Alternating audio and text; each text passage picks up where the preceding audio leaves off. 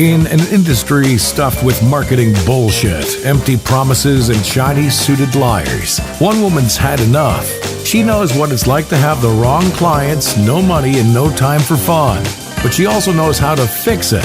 And on the Business for Superheroes show, she promises to tell the down and dirty truth about business, sales, and running away with the circus. Here's your host, Vicky Fraser.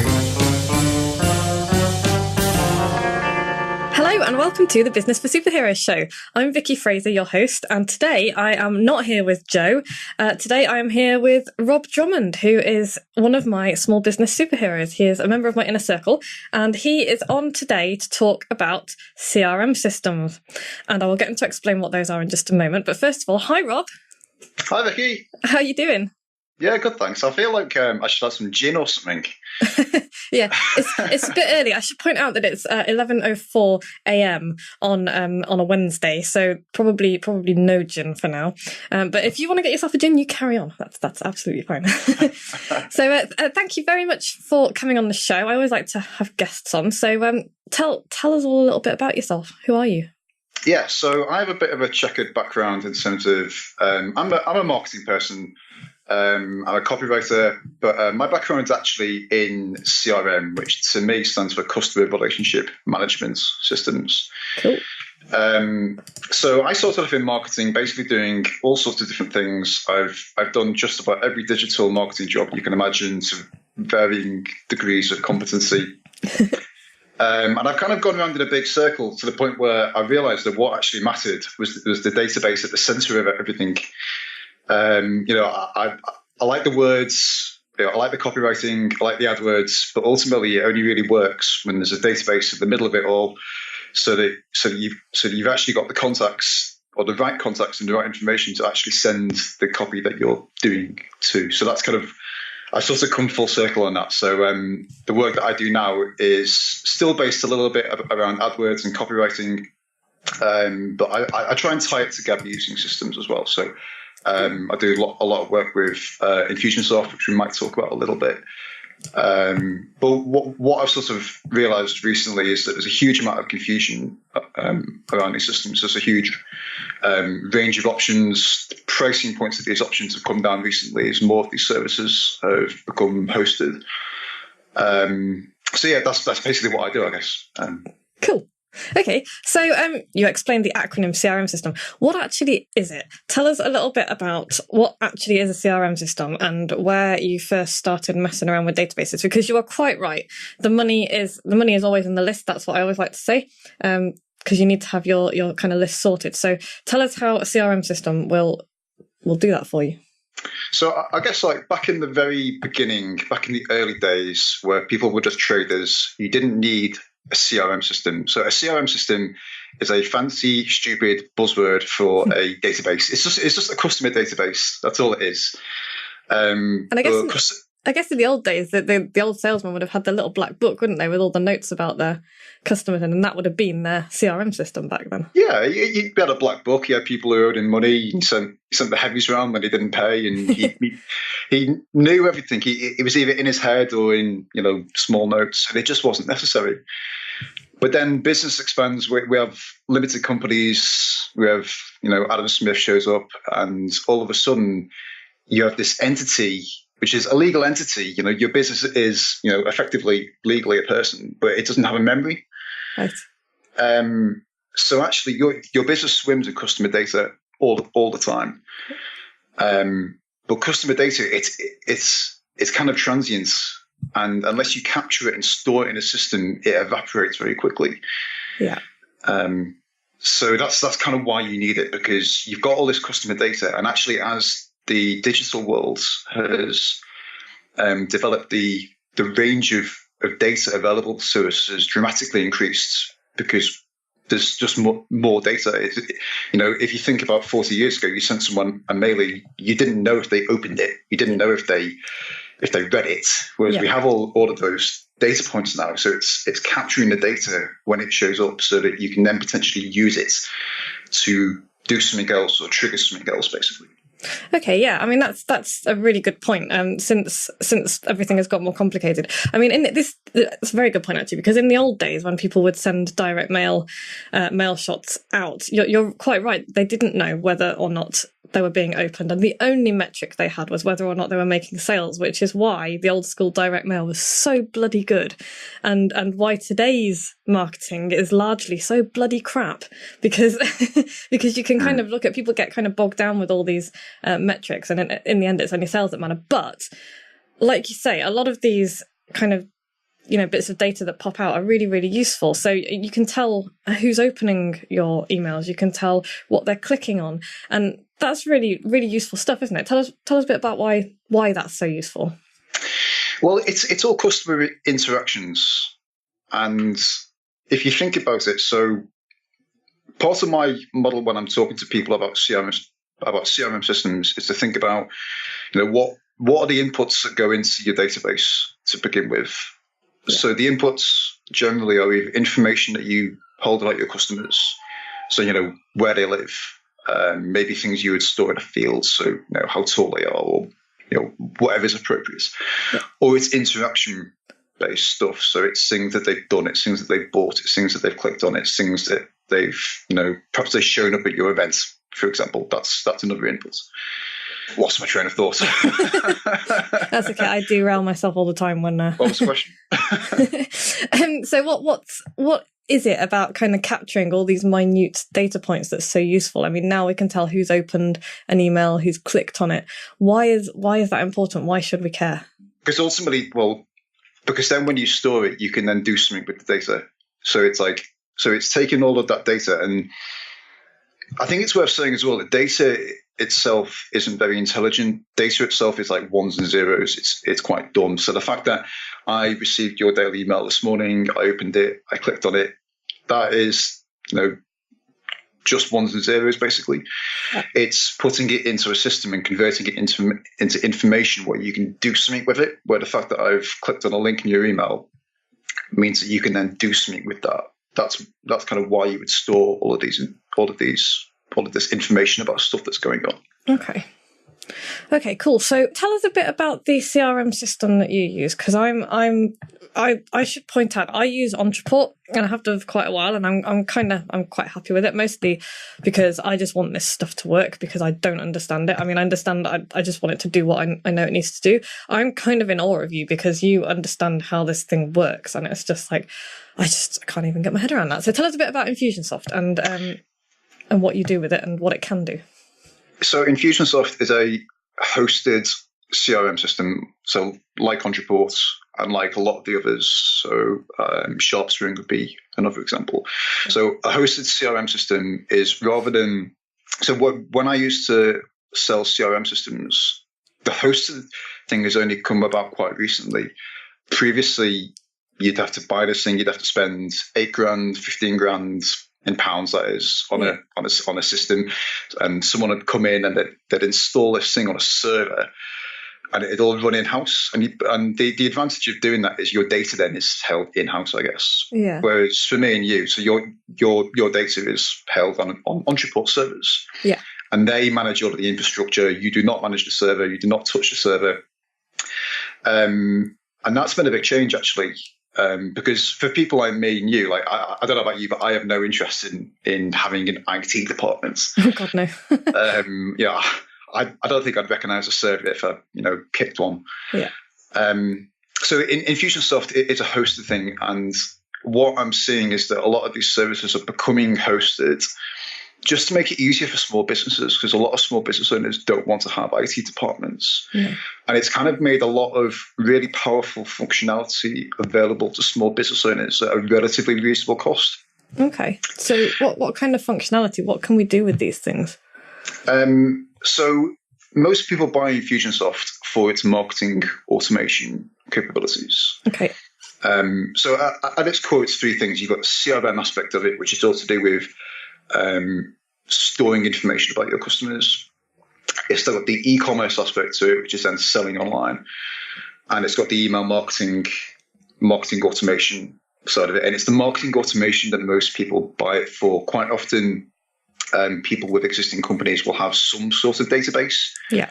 At the moment, it could be in Excel, it could be in something really basic even. But then what they realise, or they're taking that and they're uploading lists into MailChimp, and that's a really common one. And that seems to make a lot of sense, because when you compare the cost of Infusionsoft compared to the cost of MailChimp is obviously a lot cheaper. Yeah. But what has effectively happened is, when you do that, you've made a snap technology choice based on the incorrect criteria, just because you wanted to do something that was essentially free to get started, basically. Yeah. But it creates all sorts of problems because it's suboptimal. You can't automate anything. So it's the marketing automation and the ability to send. So what most people buy Infusionsoft for is to customize the emails and the other communications that you're sending out, but most of the emails that you're sending out based on the interactions that a prospect has had with you. So yes, so the fact that I've clicked on certain links means that you would then add me to certain emails, for example, or the fact that I bought certain products or told you certain things means that you might then customize the follow-up experience. So potentially when you get really down into it, each person in your database could actually have a unique follow-up experience with you based on the way that they interact with your systems. Okay, so yeah, I do a similar thing to that in Entreport then. So if somebody clicks on, because I've got my 49 ideas that people start off with. If somebody then clicks on 3 of the emails that I talk about email marketing in depth, they'll get some emails specifically directed towards them. They'll get tagged and they'll get a specific sequence sent to them about email marketing, at which point I will then offer them one of my products on email marketing. Yeah. So if they buy my email marketing mini course, they will then get tagged and they will get put onto the sequence that delivers that mini course to them. So that, I guess that's what you mean by marketing automation. Yeah, that's right. Yeah. It's really, really useful. There's this thing though where people get excited about the automation possibilities and they start to map out all of these things on a whiteboard. And they say, a prospect's going to come in here, and then we'll send them these emails, and then we'll see what they click on, and then send them this way. And that's great in principle, but what happens in practice then is people overcomplicate it. Oh yes. and they confuse themselves, and they end up just not doing it or forgetting what it was they were trying to do in the first place. Yeah. So there's actually I speak to a lot of people who mostly use Infusionsoft, and there's a huge amount of confusion over what they're trying to do, and actually they lose sight of the copywriting and the messaging that they're trying to communicate, because they get distracted by all of the marketing automation shiny objects about the fact that just because they can segment the list 17 million ways doesn't mean that you need to or that you should. Yeah. So how would you recommend that people kind of? I know it's kind of difficult because the people listening to this podcast have at least 2 different businesses between them. No, I have more listeners than that. So how would you recommend that people kind of simplify it really and keep it simple? Because I've been down the overcomplicated road and it's just a big headache. And I'm much simpler now. I'm a simple soul. I think the answer is to get help from a professional who not only understands the system, but actually understands what you're trying to do. Like, there's a huge number of consultants who know a lot, like more than me, about Infusionsoft or Entreport or whatever. But finding someone who will actually understand what you're trying to do with it and can simplify it. Like, a lot of consultants are very good at creating the really complex, I hate this word, but they'll say ninja stuff. A lot of consultants are quite good at doing that and will jump straight to a lot of that stuff. Whereas you need someone who will be able to understand what you're trying to do, and within the timeframes that you're working to, say, okay, let's just do this for now, and just assume that it's version A. It's always just version A, and you get started with that. But I think it needs a little bit of guidance. So I actually have something I wrote about in my book. Actually, was I think there's 4 roles that have to be fulfilled. There's the product owner. So the product owner is often the business owner. It could be a product manager. It's someone who knows a lot about the product, about the specific product you're trying to sell. Yeah. There is the systems expert. So the systems expert is the person who knows Infusionsoft or Untitled and knows about all of these 17 million ways that you can segment your list and all of the things that you can do in these systems. Mm-hmm. You have the copywriter. So the copywriter typically follows around the product expert and bottles up what they know and figures out the right wording and the right messaging. Mm-hmm. And then potentially you might have a fourth role, which is an implementer, which is a person who takes the output of the other three roles and sets it up in Untitled or in Infusionsoft. And in my business, I basically play all four roles, and it's knackering, and you just can't do it. Mm. And this is what the problem is that a lot of small business owners are trying to, in the long term, sit in the product manager role, they're trying to sit in the copywriting role, and they're trying to sit in the systems expert role. And it might be viable just while you're getting going, and it's worth knowing how all of these things work. But in the long term, you can only really do one of the roles. And the highest value role is the product expert or business owner role. And that's what makes the most difference. Yeah, so you're kind of saying focus on the one thing that you can do that nobody else can, and outsource the rest of it, which is it's totally what you should be aiming for. But it's like you said just a moment ago, when you're first starting out, people simply can't afford to do that. So and I suspect quite a lot of the people who are listening to this podcast are in that situation. So what do you suggest for those people? How would you suggest that somebody got started with a CRM system and just kept it as simple as they could, and without having to, without having the cash to go out and pay a consultant who can sort it out for them? Because I know a lot of people won't be able to. I think fundamentally it's taking responsibility for your own learning and for your own systems. And I think I see a lot of people who get excited about Infusionsoft, and then they start off with good intentions, but they don't really take responsibility for, if you're going to buy Infusionsoft, even if you're the business owner and you've got no time, make time to go on a training course or make time to learn the system, and accept that part of your responsibility in the early stages is to be the systems expert. And maybe you don't do it forever. But what happens then is a lot of freelance people, a lot of small business owners, because even freelance people are small business owners, kind of inadvertently, I guess. No, they definitely are. That's one of the things that I try and get people to realise. Yeah. And they get busy and they abandon the systems responsibilities that they've taken on. And it's a case of just making time for it. Yeah. And saying, I think another thing to say as well is that every business has like a core system. So in my business, Infusionsoft is my core system, and it's therefore my most expensive system. Your core system is probably going to be your most expensive system that you pay for on a monthly basis. In a kind of, I don't know, I live in Sheffield, so there's quite a lot of there's still a few manufacturing businesses left. And I think in that sort of business, the core system would probably be the accounting system. Right. So there's always a core system, and you have to decide what your core system is, and then build everything else around it. Otherwise, what happens is people buy Infusionsoft and they try to tack it onto their business, and it just doesn't work, and they end up not using it, or they use it in a kind of bit part way. Yeah. So it's like you have a look at your business, you have a look at your requirements in terms of the data that you need to store and the actions that you want to trigger.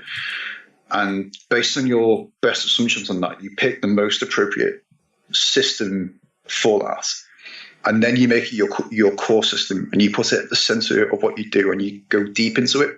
And I can say actually with 100% reliability that the people who get the best return on investment from Infusionsoft, that every CRM system has a return on investment. Yeah. The people who get the best ROI are the people who go deepest into it and make Infusionsoft at the core of what they do. There's a lot of people who just buy into the marketing automation as a fad and think, yeah, it can do all of these cool stuff. And then it's like they have this Ferrari sitting in the garage that they're paying for every month, but they don't use it. Yeah, I've seen quite a lot of people do that. And shelling out for something like Infusionsoft or Untitled is a hefty investment, especially Infusionsoft, because I've looked at it before. And I decided to stay with Ontraport because Ontraport does everything I really need it to. But even that's not cheap. So, if you're going to invest in something like this, and it often is a very good idea, it really is worth your while kind of spending some time and really learning about how it works. And like you say, building your business around it so that you get as much out of it as possible is, it's really, really important. Because otherwise, you might as well be just setting fire to your money. And I see people do this all the time, and I'm kind of guilty of it myself with some stuff, because it's like you say, you find a bright, shiny object and you think, oh, that looks great, and you buy it, and then it sits there and you do nothing with it. Yeah. It's not so much about the cost, it's more about the return and selecting the right system. So actually, what a lot of people will do is they'll say, right, I need a CRM system, and they'll get recommendations. Vicky likes Ontraport, Rob uses Infusionsoft, whatever, and they'll just make decisions based on the wrong criteria, or they'll make kind of snap choices just because they get excited about a particular product feature or a particular shiny object, I guess. So the fact that, I don't know, the fact that Ontraport can link to your WordPress website or whatever it is, you think, but it's a case of stepping back from all of that and thinking, what data am I storing and what outputs do I want? So if the outputs include things like integrating to a direct mail house, can the system do that? If the outputs include things like sending SMS text messages, can the system do that? Or do we need add-ons? Is that going to affect the cost? And then you have to select the most appropriate system based on the data that you've got going in, and then the outputs you've got coming out. Because then as well, with the data coming in, like, you have to think, where is that data actually coming from? Because the data will come from places like your account system. So your account system knows, who's bought what, who's paid for what. Sometimes you want that data in your CRM system. If you do, you need to integrate Zero or whatever it is to Infusionsoft. Some of those will work, some of them won't work. But people don't think about this. People think about this after the fact, and it's too late then, and it creates a huge additional ball ache and expense to try and patch it all together. So don't give yourself that ball ache. Do it. Think it through in the beginning, and you save yourself so many troubles. That is such a good piece of advice, actually, because one of the things that's driven me most crazy with CRM systems, or using them myself, has been getting it to integrate with other stuff, because there isn't any one system. There is no one system that will integrate with all of the things that you want it to integrate with. It just doesn't exist. And I can tell you that from bitter and painful experience. If you're thinking there is something that will do everything, it won't. It doesn't exist yet. But there are kind of things that you can do to hook stuff up. There's other bits of software you can use. But trying to navigate your way around that when you've already got it all started is just a nightmare, because I've been there and done it. So yeah, that's probably the best piece of advice you could have given, Rob, is just to sit down and decide exactly what you want to get out of your CRM system, what you want it to do, what you need it to do, the things you absolutely have to have, and the things that are maybe nice to have, and kind of perhaps work from there. But I think the key is, like you say, starting with what your goals are. What do you want your business to do? How do you want it to serve you? I always, you always end up patching systems together to a degree, because no system will match it straight on. Like one of the outputs in my system, for example, is I have an integration to a direct mail house in the UK. Yeah. And a friend has actually just developed an integration for that. So there's always these kind of patches. But my take on things now is that unless something already integrates to Infusionsoft, like, I just won't touch it. So my accounts integrate to Infusionsoft. I have my website integrated to Infusionsoft. I have Infusionsoft integrated to my remarketing audiences. And some of this requires add-ons, and that's okay. And you can use add-ons. It's a case where you don't want to be custom developing stuff. Yeah, that's the worst situation. Yeah. Okay, cool. So what's your biggest piece of advice about CRM systems, regardless of, because I know you're an Infusionsoft fan, I'm an Ontraport fan. What is the biggest piece of advice you could give someone who's thinking of, say, upgrading from MailChimp or something similar? Take your time, get the right information that you need. See lots of demos, actually. most of these tools will have online demos now. I think the sales process is changing a little bit. So the sales process when I used to sell these things was we would go out on meetings, and we used to call these meetings Jolly Boys meetings. Right. And we'd just go out on these meetings and would say yes to whatever the client asked us. So could the system do this? Yes. Will it boil the kettle for me? Yes. Will it run my business for me? Yes. And then we'd close the sale, we'd throw the problems over to the implementation team. I bet they loved you. And yeah, they loved us. But as far as we were concerned, we got paid our commission, end of story. So, Yeah. and that is still in evidence. But what is happening with these hosted systems now is there's more of a focus on offering free trials and allowing you to try the system in some way. Yeah. Infusionsoft don't actually do that, but it's not. There isn't the same kind of capital outlay up front when you're investing in the system. But I think something to be wary of with that is just because you start a free trial of Active Campaign or something, the risk is that you end up dabbling in systems, and you end up just dabbling in features and just comparing shiny objects. Yeah. And that isn't the point. The point is to identify the most appropriate system for your needs, and that requires harder thinking. It probably requires help. So it probably requires them to buy an hour of your borrow my brain or something and figure out what their requirements actually are, because it takes an external perspective. Yeah. To try and do that sometimes. It does, and that's worth saying as well, is that you really need to be thinking about why you want to do something, because quite often I will ask one of my clients or somebody in the inner circle, well, why do you want to do that? And their answer, sometimes they've got a great answer and it's like, okay, great, we'll go ahead and do that. But sometimes the answer is more like, oh, well, it's just one of those things I thought I ought to do. And if that's the only answer you can come up with, it's generally not a good reason to do something. And that's kind of the same when you're looking for a CRM system. It's like, well, why do you need to do that? Why do you need this feature? Why do you need the system to do that? It's like, unless it's actually going to serve you and bring you a return, there's really no point. There's nothing wrong with using MailChimp if that's the appropriate thing for your needs. Yeah. You shouldn't be buying one of these more expensive systems just because you feel like you should do. No. Absolutely not. And I've told people that before, because people in the inner circle be like, oh, I'm doing this and that and the other, and which CRM system should I use? And I'll be like, well, what are you using at the moment? And they'll say, Aweber or something, and I'll be like, well, that's fine for what you're using it for at the moment. You don't need any more than that, and maybe eventually you'll want to do more stuff with it. But if it's serving your purposes at the moment, then don't overcomplicate things and spend money that you don't need to. I think it's worth knowing what some of the more expensive systems can do, but then it's trying to objectively figure out, well, will I get a return from the extra money that I spend on that? Yeah, absolutely. Yeah. So cool. Okay. So where can people find out more? You mentioned a book, Rob. Where can people get your book? What is your book? Tell us about your book. The book is called The Marketing Nurture System. And it actually started off as a copywriting book. Okay. And then what I realized was that I sort of believe that within the scope of following up with contacts and closing sales, I think you have the copywriters who are talking about writing and following up with people, sending daily emails and that sort of stuff. And then on the other end of the spectrum, you have the systems people, you have the marketing automation people who are talking about follow-up sequences, tripwires, and all of these buzzwords that I hate.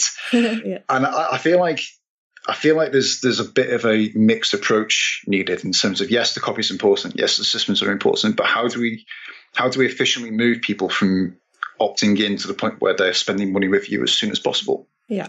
So I've been working on a bit of a model from that. I've taken some ideas actually from Sean D'Souza, who we both know and love. Yeah. So there's various ideas from different places in there. So yeah, so that's what the book does. It's called The Marketing Nurture System. Where can people find it? If people want to get that, they can go to my website. It's at confusionclinic.com/book, I think. If not, it'd be confusionclinic.com, and then there's a link. We shall get that URL, and it will be on the show notes. So if you want a copy of Rob's book, go to his website, confusionclinic.com/book. Let me just try that actually live while we're doing this. Books. Hang on. There we go. Yeah, it's confusionclinic.com/book. So nice, simple URL. So go there if you want Rob's book.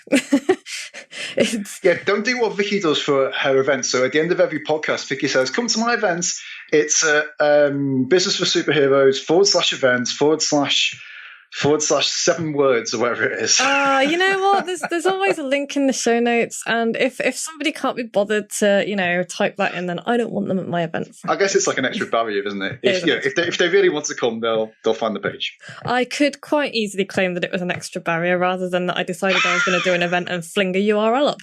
So, but Cool. it's worked okay. It's worked okay. Cool. Okay. So thank you very much, Rob. That's been very enlightening. Anyone who's thinking of investing in a CRM system, you could do a lot worse than get in touch with Rob and find out from him a little bit more information. Start with his book, have a look around his sites. His daily emails are always very entertaining. I read them, and by the time you listen to this, my event will have been and gone, so I will be much more chilled out. And he also mentioned, if you do want to borrow my brain, if you want to know where to start with all this CRM stuff, then businessforsuperheroes.com/borrow my brain, borrow-my-brain, because why would I make it simple? So there you go. Thanks very much, Rob. Really appreciate it. No problem. Joe will be back next week. We will probably have gin or wine or something. If you can't be good, don't get caught, and I'll speak to you soon. Like what you've just heard? Tell your colleagues, tell your friends, send them to www.businessforsuperheroes.com/podcast.